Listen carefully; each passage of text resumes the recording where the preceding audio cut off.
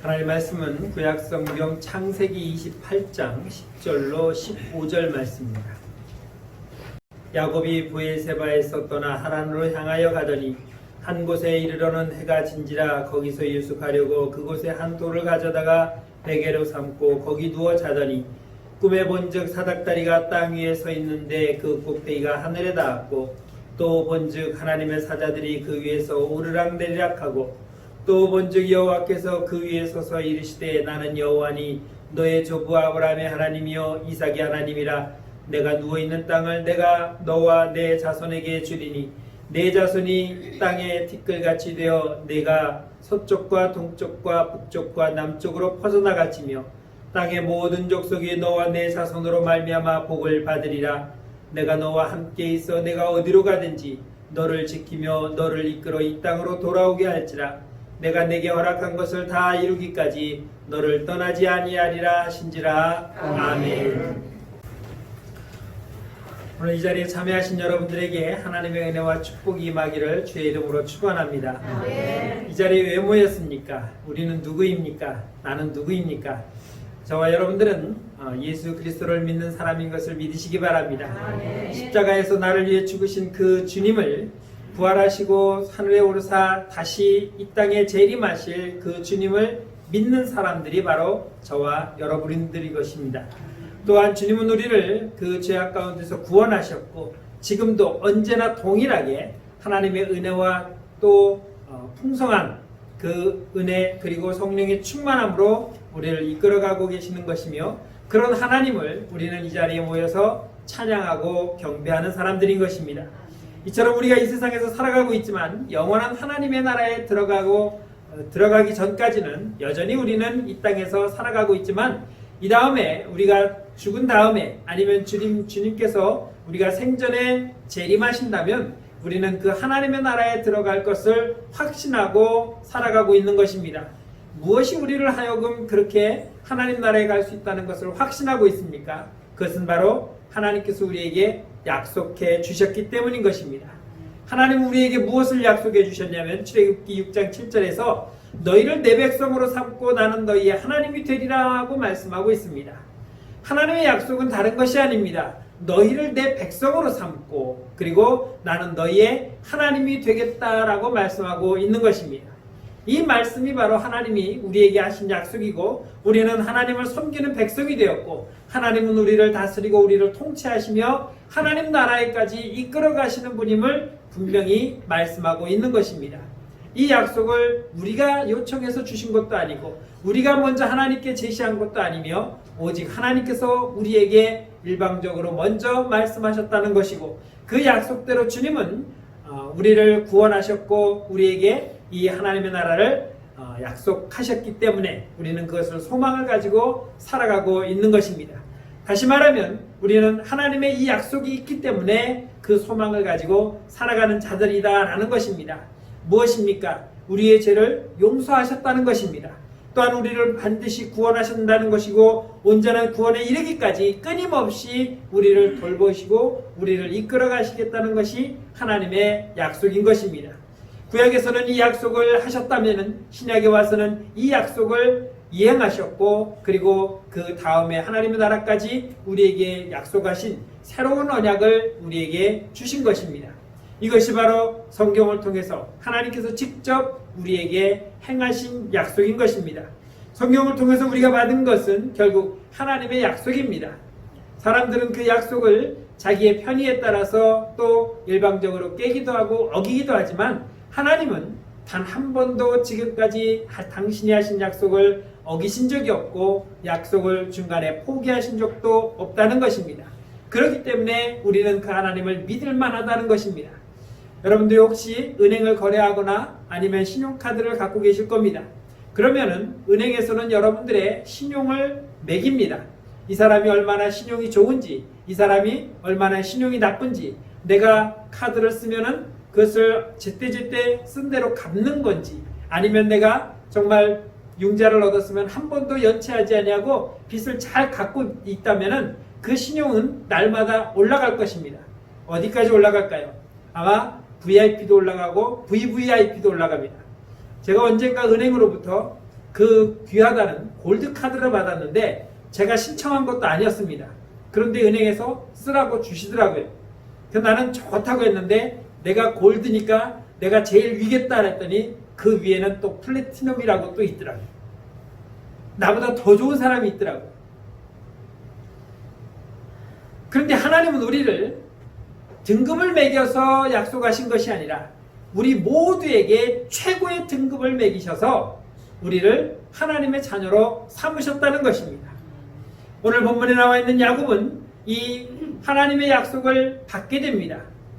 하나님 뭐라고 말씀하시냐면 너의 할아버지 아브라함과 너의 아버지 이삭에게 주었던 그 약속을 이제 너에게 주겠다라고 하나님께서 말씀하고 있는 것입니다. 이 야곱은 지금 어떤 상황이냐면은 그 야곱은 형을 속였고 아버지를 속였고 지금 도망가는 중입니다. 남을 속이는 것이 얼마나 무서운가를 야곱이 보여줍니다. 형에게 죽음을 당할 수도 있거든요. 그런 야곱이 도망가다가 하나님을 만나고 하나님께서 약속하시는 것입니다. 우리가 생각할 때는 야곱은 나쁜 놈입니다.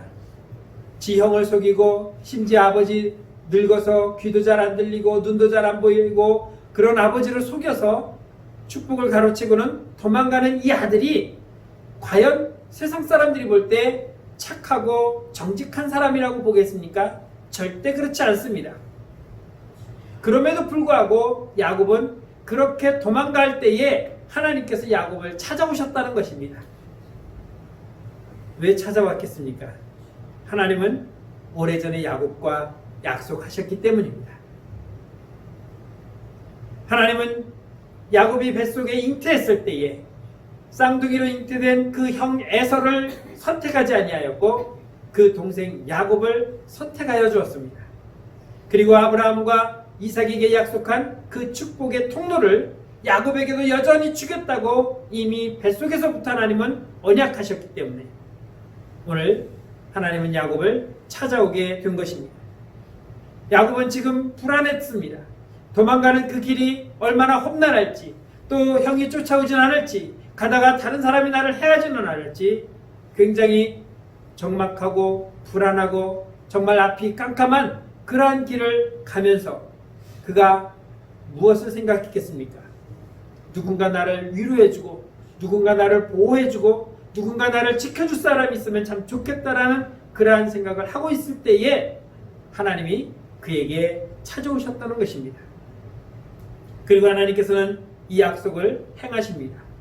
오늘 본문 13절 14절 말씀을 다시 보면은 또 본즉 여호와께서 그 위에 서서 이르시되 나는 여호와니 너의 조부 아브라함의 하나님이요 이삭의 하나님이라 내가 누워있는 땅을 내가 너와 내 자손에게 주리니 내 자손이 이 땅에 티끌같이 되어 내가 서쪽과 동쪽과 북쪽과 남쪽으로 퍼져나갈지며 땅의 모든 족속이 너와 내 자손으로 말미암아 복을 받으리라고 말씀하고 있습니다.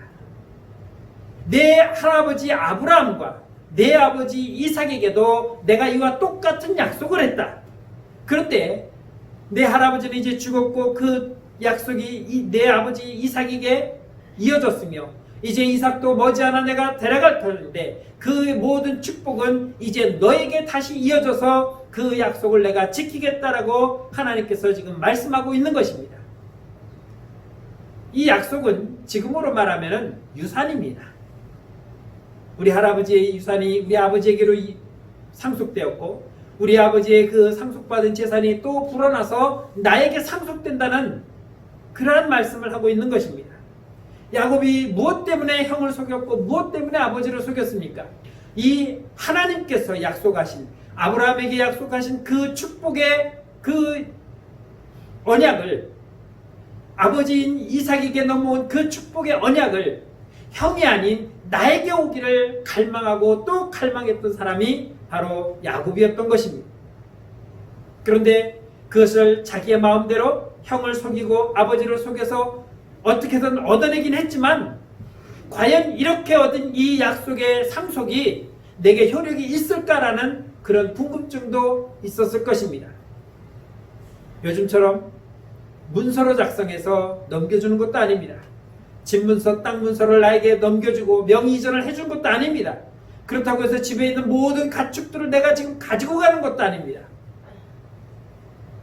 눈먼 아버지 이삭이 야곱의 손에 머리에 손을 얹고 축복한 겁니다. 하나님, 나의 아버지 아브라함에게 주었던 그 축복을 내가 받아 이토록 잘 살고 이제 내 생일을 마감하기 전에 이 축복의 통로가 내 아들 야곱에게 이어지기를 원합니다라고 기도한 것뿐이 없습니다. 그런데 야곱은 지금 그것을 가지고 가고 있는 것입니다. 아버지가 나에게 기도함으로 이 축복의 통로가 나에게 이어졌다는 그걸 가지고 가는데, 오늘 하나님께서 가는 길에 만나서 그에게 약속하신 것입니다.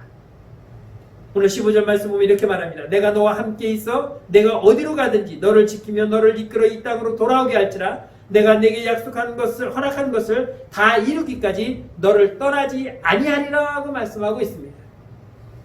아버지로부터 기도는 받았는데 과연 이 받은 기도의 효력이 하나님으로부터도 허락이 될 것인지를 궁금했는데, 오늘 하나님은 그러한 야곱에게 찾아와서 내가 너에게 약속하겠다.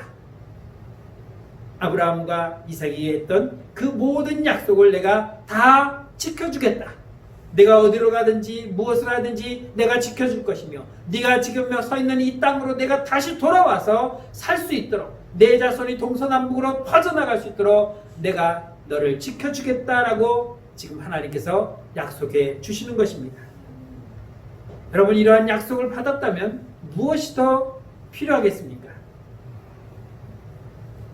요즘 집값 때문에 난리가 아니죠.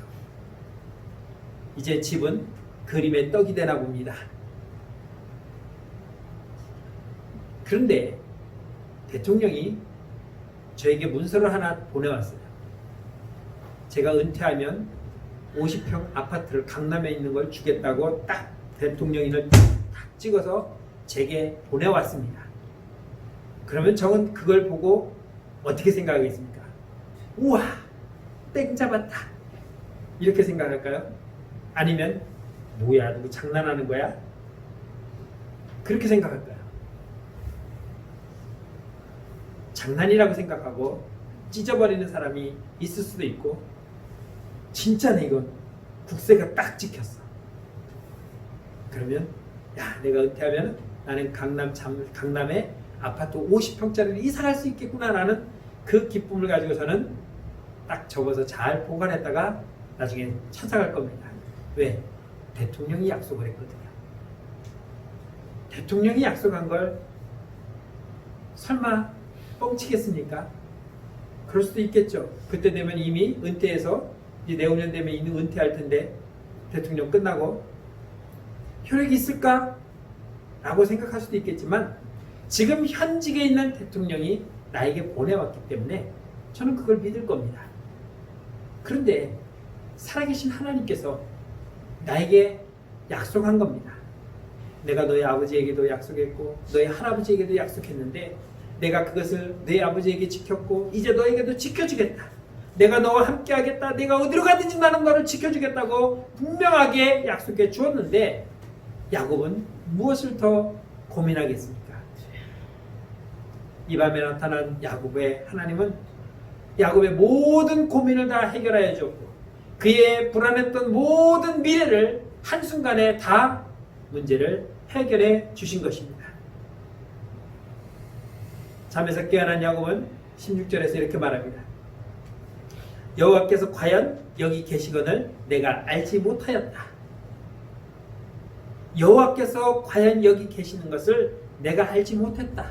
이 말은 무엇입니까? 하나님은 과연 여기에 계십니다.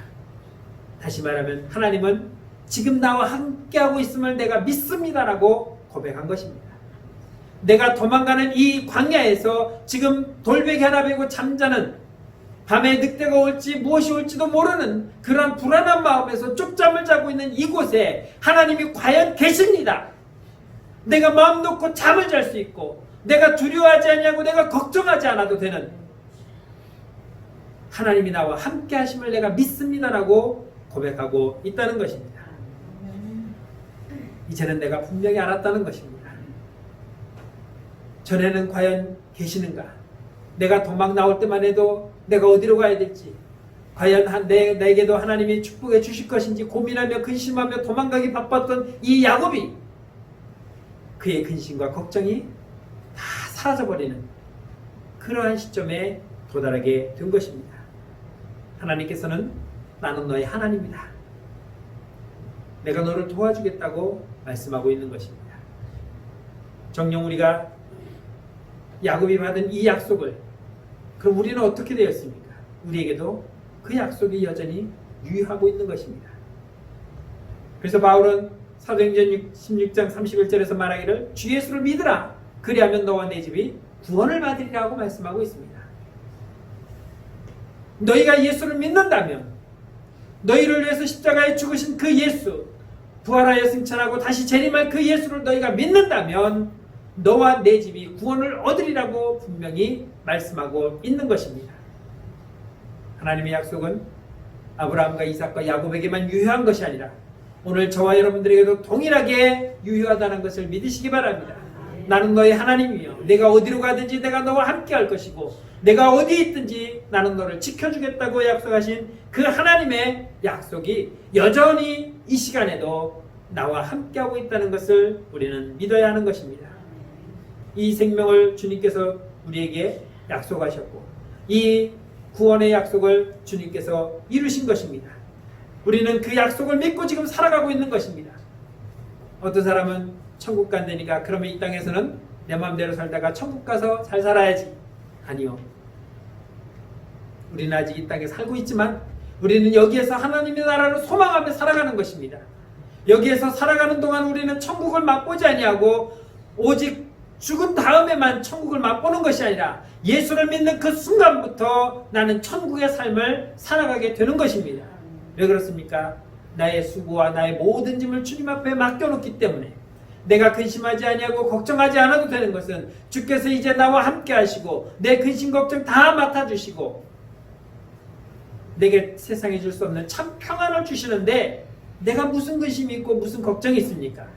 내가 아직도 근심하고 걱정하는 이유는 내가 아직도 하나님의 말씀을 온전히 믿지 못하기 때문인 것입니다. 하나님의 말씀을 온전히 그 약속을 믿는다면 우리는 근심하고 걱정하며 살아가는 것이 아니라 모든 세상 근심 내려놓고 날마다 기쁨과 충만한 가운데 살아가는 삶이 되어야 하는 것입니다. 코로나가 세상을 덮친다 해도 우리는 근심하지 않습니다. 왜? 죽는 것도 주의 뜻이고 사는 것도 주의 뜻입니다.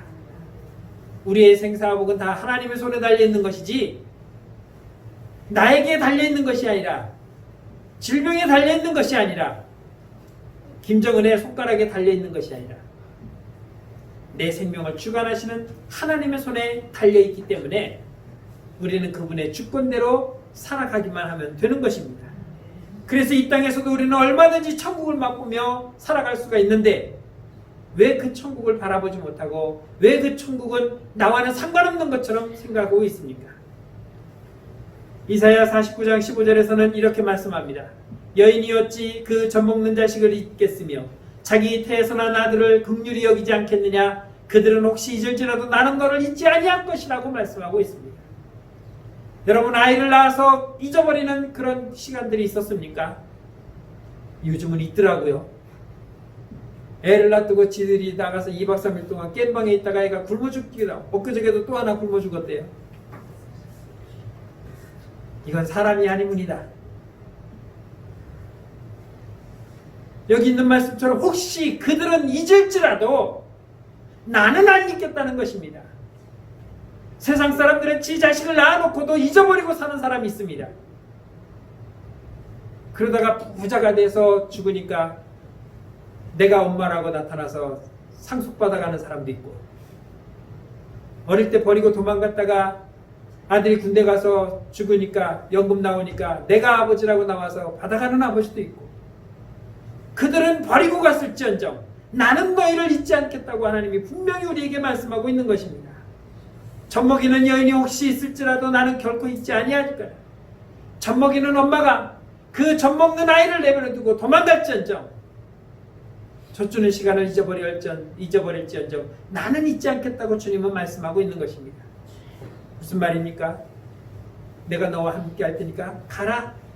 그래서 갑니다. 그러면 하나님이 이제 가라고 했으니까 지가 알아서 잘 가겠지? 그게 아닙니다. 하나님이 가라고 했으면은 가는 그 길을 따라가십니다.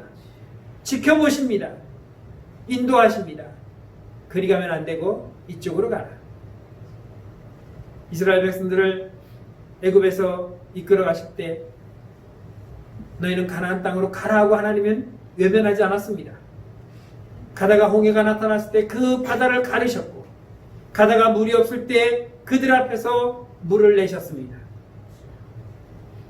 하나님의 약속은 그들이 목적지까지 이를 때까지 하나님의 약속은 계속해서 진행되어지고 지켜져 가고 있다는 것입니다. 하나님은 모세에게 출애굽기 33장 14절에서 이렇게 말씀합니다. 여호와께서 이르시되 내가 친히 가리라, 내가 너를 쉬게 하리라. 가라. 그러면서 뭐라고 말씀하시냐면 내가 친히 너와 함께 가겠다는 것입니다. 하나님이 40년 광야 생활 동안 그들과 함께 하셨습니다. 그들과 함께 이동하셨습니다. 무려 200만 명이 넘는 그 많은 사람들에게 날마다 먹을 것을 주어 먹게 하셨고, 그들이 고기를 원했을 때 메추라기를 보내어 그들에게 먹게 하셨습니다. 물이 없을 때에 그들에게 반석을 쳐 물을 흐르게 하셨습니다. 여러분, 200만 명이 얼마나 많은지 아십니까? 그 사람들이 먹을 물이라면 어느 정도로 흘러야 되겠습니까? 뭐 수도 파이프 10개 묻어가지고 흐르는 물입니까? 적어도 강같이 흘러야 됩니다. 서울에는 한강이 흐르고, 대구 부산에 낙동강이 흐르고, 광주 쪽에는 영산강이 흐르고, 저쪽 순천 여수 쪽으로는 섬진강이 흐릅니다. 도시가 어디를 중심으로 성장합니까? 물이 있어야 됩니다. 이 많은 사람들이 먹으려면은 그 물이 강같이 흘러야 돼요. 그들의 40년의 삶은 어떻습니까? 신명기 8장 4절에 보면 이 40년 동안에 내 의복이 헤어지지 아니하였고 내 발이 부르트지 아니하였다라고 말씀하고 있습니다. 여러분, 옷장에 가서 40년 전에 입었던 옷 한번 찾아보십시오.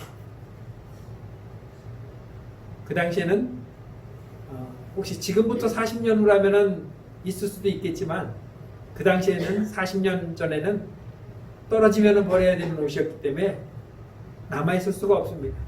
그러나 요즘은 어떻습니까? 유행이 지나서 안 입는 거죠. 그것도 몇 년 썩히다가 나중에 한번 옷장 정리하면은 또 버리려고 내놨다가 또 집어넣는 것도 있지만 그래도 버립니다. 왜? 이제는 못 입어요. 그때는 30대 입었던 이고 지금은 60대, 70대가 돼서 허리가 안 맞아서 못 입는 거죠. 가라고 명하시고 저쪽으로 가면 된다 해놓고 가만히 계시는 분이 아니라 그곳까지 따라가셔서 인도하신다는 것입니다. 때로는 우리를 연단하십니다. 때로는 우리를 시험을 하십니다. 그럼에도 불구하고 하나님은 그 가운데서도 우리와 함께 하십니다. 고린도전서 10장 13절에 이렇게 말씀합니다. 사람이 감당할 시험 밖에는 너희가 당한 것이 없나니 오직 하나님은 미쁘사 너희가 감당하지 못할 시험당함을 허락하지 아니하시고 시험당할 쯤에 또한 피할 길을 내사 너희로 능히 감당하게 하시느니라 고 말씀하고 있습니다. 우리에게 닥쳐온 이 일이 분명히 시험이고 연단인 걸 압니다. 그럼에도 불구하고 하나님은 그것을 이길 수 있도록 도와주시겠다는 것입니다. 요즘 이제 학생들이 방학인데 얼마 전에 아마 시험을 봤을 겁니다. 기말고사를 봤겠죠. 그런데 선생님이 시험 문제를 낼 때 2학기 거에서 문제 내지 않습니다. 왜? 2학기는 아직 배우지도 않았거든요. 배운 범위 내에서 시험을 내요. 그래야 풀 수 있죠.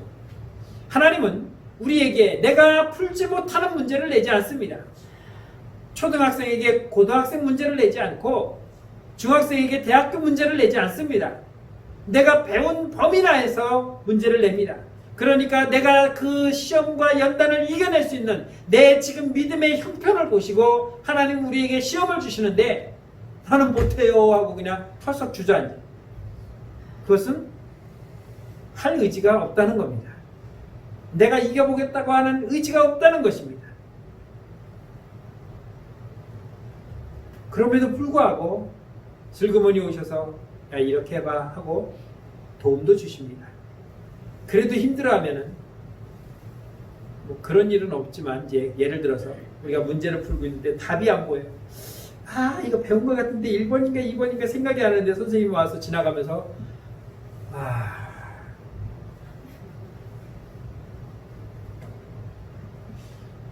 저희 학생 때 시험 볼 때 그랬습니다. 단체 컨닝이라는 걸. 지금은 이제 인쇄를 해서 글씨가 안 보이는 게 없지만 옛날에는 그 등사기에 이렇게 펜심으로 긁어갖고 가리방으로 긁어서 한 거기 때문에 저희 학년이 1183명입니다. 별걸 다 기억하죠. 한 반에 70명씩 17반. 그러면 이거를 1790장을 밀어야 돼요. 선생님 것도 있어야 되고 또 여분우도 있어야 돼요. 그러면은 이거를 나중에는 처음에 등사된 것은 잘 보이는데 이렇게 막 이제 벌어지고 뭉쳐지고 글씨가 잘 인쇄가 안 된 거 있어요. 그런 거 보면 이제 선생님 3번에 4번이 잘 안 보여요. 그럼 선생님이 이제 가져가서 3번에 4번 뭐다 하면은 이제 우리는 그걸 다 듣고 4번이에요. 그 답은. 그럼 이번엔 저쪽 애가 선생님 11번에 3번이 안 보여요. 선생님이 또 밀거줘요. 그러면 11번에는 3번이 답이에요. 근데 이게 나중에는 걸려갖고 이제 그 제 시험 본 게 아니라 나중에 요 녀석들이 요렇게 했구나. 그만 평균이 확 올라가 버리니까. 그래서 그 다음부터는 절대로 이제 그런 질문을 못 하게 돼 있어요. 이렇게 하나님도 와서 도와주겠다는 거예요. 네가 힘들어한다면 나는 너의 믿음이 요만해서 요만한 건 충분히 이겨낼 것이라고 생각하고 이걸 줬는데도 불구하고 너가 힘들어한다면 내가 그것도 이겨낼 수 있도록 도와주겠다는 겁니다. 그런데도 우리는 감당할 수 없다고 나는 못하겠다고 주저앉는다는 거죠. 이사야 41장 10절에서는 두려워하지 말라 내가 너와 함께함이라 놀라지 말라 나는 내 하나님이 됨이라 내가 너를 굳세게 하리라 참으로 너를 도와주리라 참으로 나의 의로운 오른손으로 너를 붙들리라 하고 말씀하고 있습니다. 하나님이 얼마나 무엇이 부족해서 이렇게 매달리십니까? 내가 너와 함께하겠다. 내가 너를 도와주겠다. 내가 너를 굳세게 하겠다. 참으로 너를 도와주겠다. 참으로 나의 의로운 오른손으로 너를 붙들어주겠다고 몇 번씩 지금 얘기하는데도 불구하고 정말이요? 진짜예요? 사실이에요? 참말이에요? 거짓말 아니죠? 딴 말하기 없게요? 계속 묻는 거예요. 왜 그렇습니까? 왜 묻습니까? 못 믿는 거죠.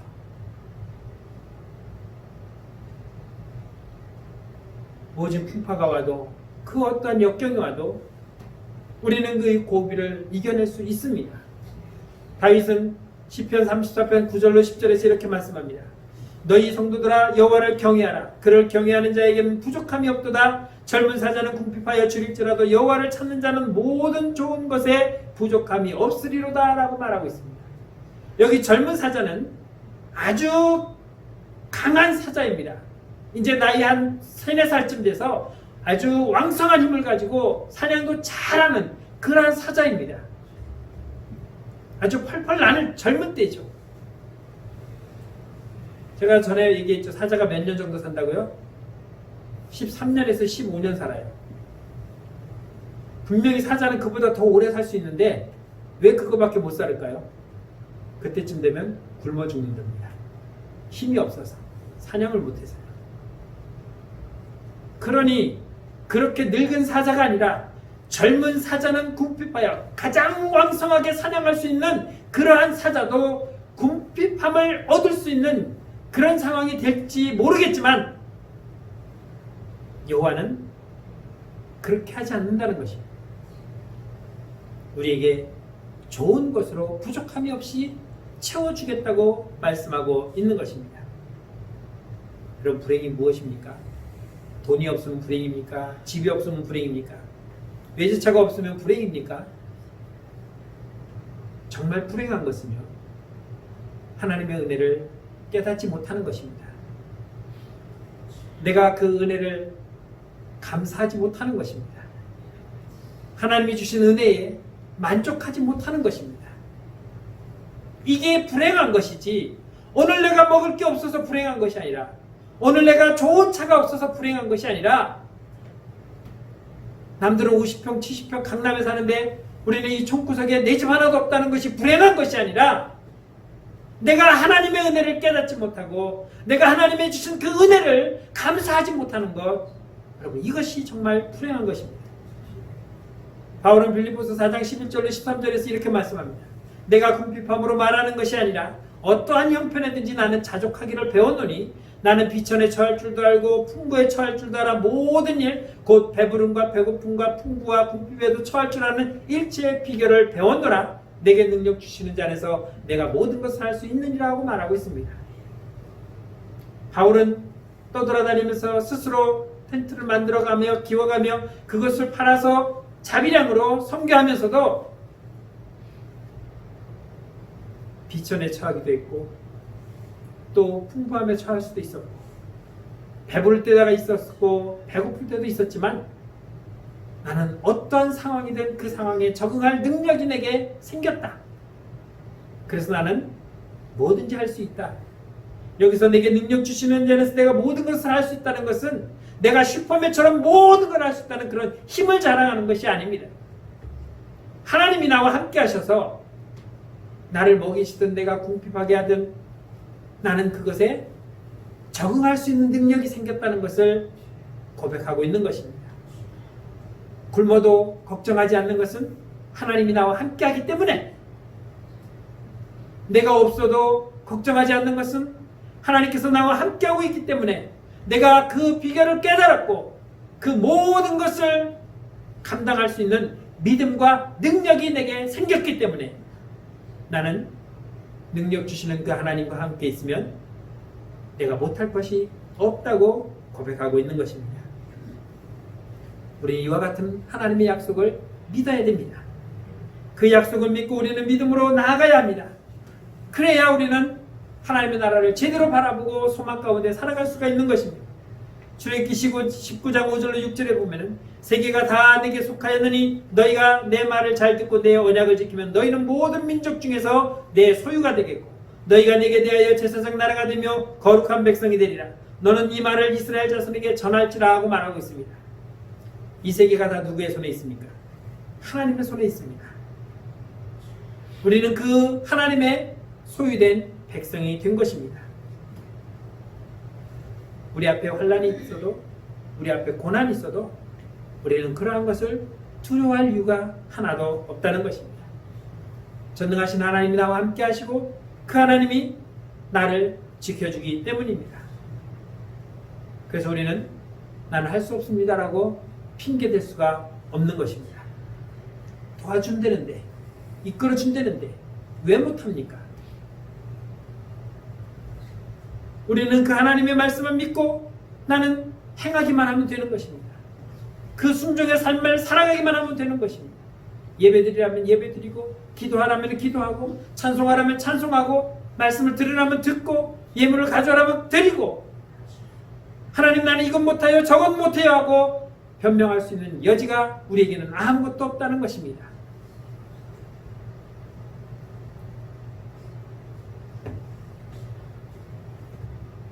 그런 변명을 하는 이유는 한 가지입니다. 내가 하나님의 약속을 믿지 못하기 때문이죠. 그래서 안 하는 것입니다. 여러분, 못하는 것이 아니라 안 하는 것입니다. 못하는 건 내가 능력이 없어서 못하는 거지만 안 하는 것은 내가 할 수 있음에도 불구하고 안 하는 것입니다. 우리가 하나님 앞에 못할 것이 무엇이 있습니까?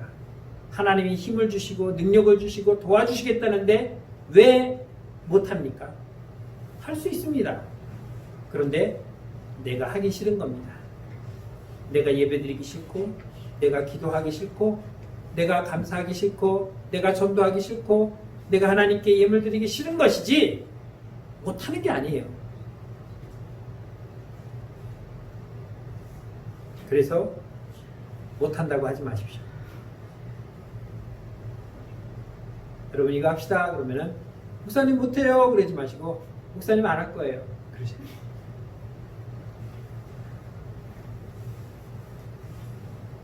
제가 여러분들에게 못할 거 시킵니까? 못할 거 시킨다면은 저 못해요 그러세요. 그런데 못하는 거 안 시켜요 저도. 왜? 여러분들이 못하는 거 저도 못해요. 하나님의 말씀에 순종하면서 언제나 우리 앞에 놓여있는 그 환난과 곤란과 어려움들이 있을지라 할지라도 이 모든 것을 하나님이 주신 그 약속의 말씀을 믿고 의지하며 순종하며 이겨내고 승리하는 저와 여러분들이 되시기를 주의 이름으로 축원합니다. 기도하겠습니다. 참 좋으신 하나님 은혜를 감사합니다. 주께서 우리에게 구원의 약속을 주시고 언제나 어디서든지 내가 너를 지켜주며 너와 함께 하겠다고 하시는 이 약속의 말씀을 믿고 오늘도 우리를 구원하신 주님의 그 약속의 말씀을 가지고 소망 가운데 주님의 나라를 바라보며 살아가는 주의 백성들을 기억하여 주시고 언제나 하나님 앞에 영광과 찬양을 돌리며 주의 말씀에 순종하며 살아가는 우리 모두의 믿음의 삶이 되게 하여 주옵소서. 예수님의 이름으로 감사하며 기도드렸습니다. 아멘.